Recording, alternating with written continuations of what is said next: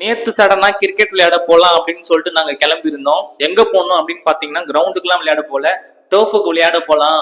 So அப்படின்னு சொல்லிட்டு நாங்க டர்ஃபுக்கு போலாம்னு சொல்லி டர்ஃபுக்கு கிளம்பிட்டோம். அந்த டர்ஃப் எங்க இருக்குன்னு பாத்தீங்கன்னா திருவேற்காடுல இருந்து செமினரி குப்பம் போற ரோடு இருக்கு பாத்தீங்களா, அங்கதான் அந்த டர்ஃப் இருக்கு. சரி அங்க போய் விளையாடலாம் அப்படின்னு சொல்லிட்டு ஒரு 6:30 மணிக்கே வீட்ல இருந்து கிளம்பிட்டோம். போறவள்ள பாத்தீங்கன்னா கிரவுண்ட்ல கிரிக்கெட்லாம் விளையாண்டு இருந்தாங்க எல்லாரும். ஸோ அதை பார்த்துட்டு அப்படியே போக ஆரம்பிச்சிட்டோம். போகும்போது சன்செட்லாம் இருந்துச்சு, சூப்பரா இருந்தது பாக்குறதுக்கே. ஸோ அதையும் வீடியோ எடுத்துட்டு அப்படியே ஸ்ட்ரெயிட்டா நாங்க ஃபர்ஸ்ட் திருவேற்காடு போயிடலாம் அப்படின்னு சொல்லிட்டு ஸ்ட்ரெயிட்டா திருவேற்காடு போயிட்டோம். ஸோ ஏன் திருவேற்காடு போகணும்னு பாத்தீங்கன்னா திருவேற்காடு ரைட்ல பஸ் ஸ்டாண்ட் இருக்கு பாத்தீங்களா, அதுக்கு முன்னாடி ஆப்போசிட்ல ஒரு ரோடு ஒன்று போவோம், சென்னைக்கு குப்பம் போற ரோடு.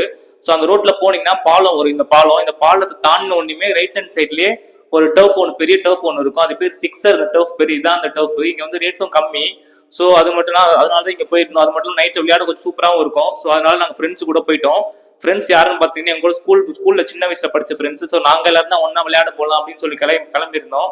எங்க ஃப்ரெண்ட்ஸ் தான் முன்னாடி ஸ்பாட்டை ரீச் பண்ணிட்டாங்க. நாங்க லேட்டா தான் போனோம். நாங்க போகும்போது பாத்தீங்கன்னா ஆல்ரெடி ஒரு டீம் அங்க விளையாண்டு இருந்தாங்க.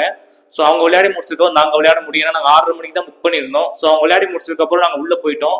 பாத்தீங்கன்னா இதான் அந்த டர்ஃப். எவ்வளவு சூப்பரா பெருசா இருக்கு பாத்தீங்களா, ரேட்டும் ரொம்ப கம்மி.